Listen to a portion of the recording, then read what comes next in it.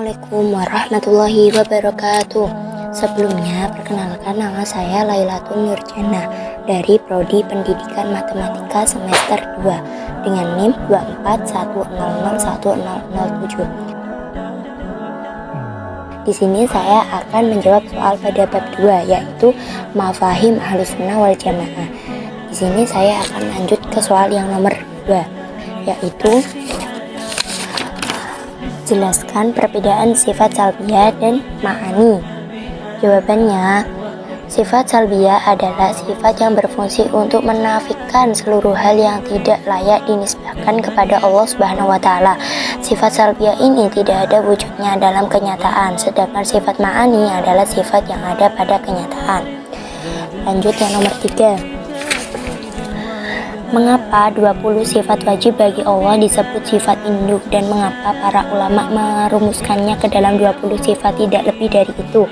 Karena 20 sifat ini adalah batas maksimal akal untuk mengetahui sifat wajib bagi Allah. Lebih dari 20 sifat tersebut akal manusia tidak mampu menjangkaunya. Karena akal manusia tidak mampu menjangkaunya lebih dari 20 sifat wajib bagi Allah, maka manusia tidak dituntut untuk mengetahuinya. Yang nomor 4, jelaskan perbedaan sifat ma'ani dan ma'nawiyah dan mengapa keduanya ditetapkan, bukan salah satu saja. Jawaban nomor 4, karena sifat ma'nawiyah adalah sifat yang secara otomatis ada apabila sifat ma'ani diterapkan. Jadi sifat ma'ani adalah sifat yang ada pada kenyataan. Artinya apabila hijab hati manusia dibuka oleh Allah, maka manusia akan dapat melihat sifat-sifat ini. Jadi sifat ini dapat otomatis dipahami dengan adanya sifat ini secara terperinci karena dua alasan. Yang pertama adalah tidak semua orang dapat memahami apabila satu sifat ditetapkan, maka secara otomatis sifat lainnya ditetapkan. Yang kedua, sebagai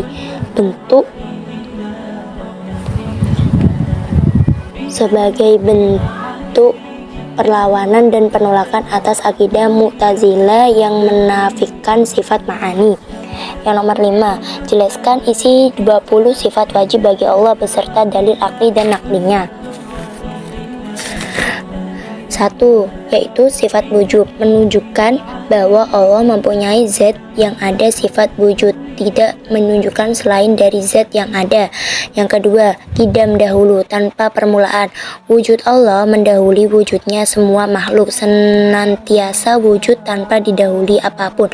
Dalil akli, seandainya Allah tidak bersifat kidam, tentu Allah bersifat kebalikannya, yaitu hadis. Baru adanya Allah bersifat hadis, tentu Allah membutuhkan muhdits, pencipta, untuk mewujudkannya. Hal ini tidak menunjukkan sebab Allah adalah pencipta, bukan yang diciptakan. Dalil nakli, dia adalah yang maha terdahulu.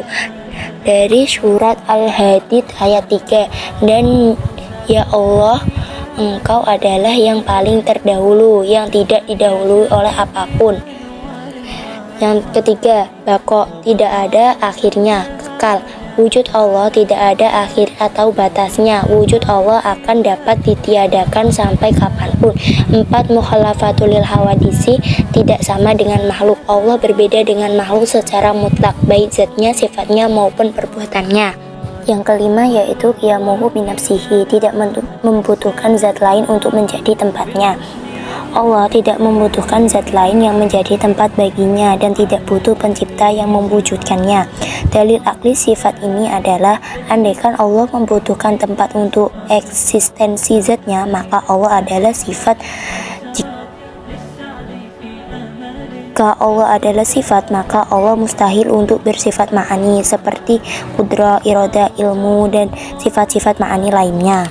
Dan hal itu tidak mungkin, sebab dalil yang akan kami jelaskan dalam pembahasan sifat ma'ani. Dalil kedua adalah andaikan Allah membutuhkan pencipta dan mewujudkannya, maka Allah adalah hadis.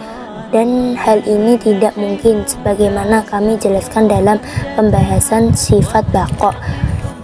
Di antara dalil qiyamuhu binafsihi adalah firman Allah Ta'ala, Wahai manusia, kalian adalah orang-orang yang butuh kepada Allah, dan Allah Maha Kaya, tidak butuh dan Maha Terpuji. Surat Al-Fatih ayat 15.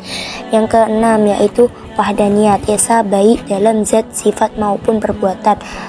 Lawannya adalah ta'adud, terbilang. Esa dalam zatnya berarti tidak ada zat apapun yang menyerupai zat Allah, dan zat Allah tidak tersusun dari beberapa komponen. Di antara dalil sifat wahdaniyah yaitu surat Al-Baqarah ayat 163, yaitu dan Tuhanmu adalah Tuhan yang esa, tidak ada Tuhan selainnya yang maha pengasih dan penyayang. Yang ketujuh yaitu kudrah, kuasa. Kudrah adalah sifat yang memberi pengaruh untuk mewujudkan dan meniadakan perkara yang mungkin wujud dan tidak wujud. Di antara dalil sifat kudrah adalah firman surat Al-Baqarah ayat 20, sesungguhnya Allah kuasa atas segala sesuatu. Yang ke-8 yaitu irodah, berkehendak. Irodah adalah sifat yang dengannya Allah mengkhususkan hal yang mungkin dengan spesifikasi tertentu, apakah wujud, tidak wujud, tinggi, pendek, dan semisalnya. Allah pilih salah satunya sebagai ganti dari lawannya.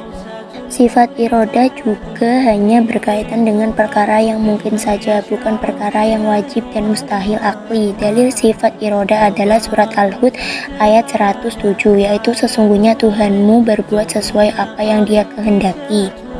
Yang ke-9 yaitu ilmu, mengetahui. Ilmu adalah sifat kadimah yang ada pada zat Allah, yang dengannya Allah mengetahui segala sesuatu atau segala hal yang wajib, mustahil, maupun jais akli, dengan mengetahui yang sempurna sesuai hakikatnya secara terperinci dan tanpa didahului kehendaknya. Dalil akli sifat ilmu adalah wujudnya alam semesta yang demikian detailnya ini. Jika Allah tidak bersifat ilmu, maka Allah bersifat bodoh. Jika Allah bodoh, maka pasti tidak akan dapat membuat alam semesta yang sedemikian indah ini. Dan mereka tidak mengetahui sesuatu apapun tentang ilmunya, melainkan apa yang Dia kehendaki.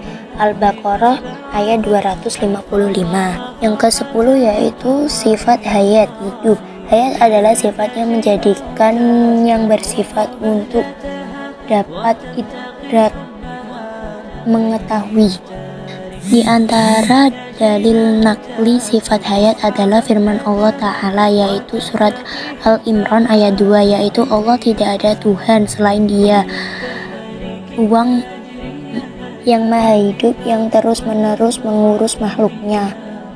Yang ke-11 yaitu sama, mendengar, dan 12 basar, melihat.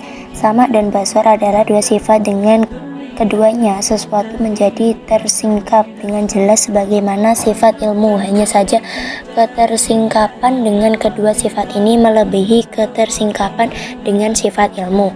Dalil akli kedua sifat ini adalah andaikan Allah tidak bersifat keduanya, tentu Allah bersifat kebalikannya, yakni tuli dan buta.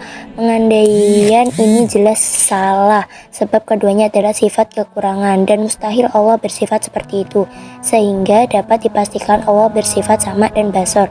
Dari akli kedua sifat ini adalah firman Allah Ta'ala, tidak ada sesuatu apapun yang menyerupai Allah, dan Dia maha mendengar, maha melihat. Surat Al-Syura ayat 11. Yang ke-13 yaitu kalam, berfirman. Kalamullah adalah sifat qadimah yang ada pada zatnya. Kalam adalah sifat qadim yang tidak berupa huruf, tidak berupa suara, tidak menerima ketiadaan dan semaknanya seperti diam, tidak bisa dipecah-pecah, tidak bisa didahului, dan tidak bisa diakhirkan. Yang ke-14 yaitu kaunuhu qadiron, adanya Allah adalah zat yang maha kuasa. Yang ke-15 kaunuhu muridan, adanya Allah adalah zat yang berkehendak. Yang ke-16 kaunuhu aliman, adanya Allah adalah zat yang maha mengetahui. Yang ke-17 kaunuhu hayan, adanya Allah yang maha hidup. 18 kaunuhu sami'an, adanya Allah yang maha mendengar. Yang 19, kaunuhu basyiron, adanya Allah yang maha melihat. 20, kaunuhu mutakaliman, adanya Allah yang maha berfirman. Sekian dari saya, kurang lebihnya mohon maaf. Assalamualaikum warahmatullahi wabarakatuh.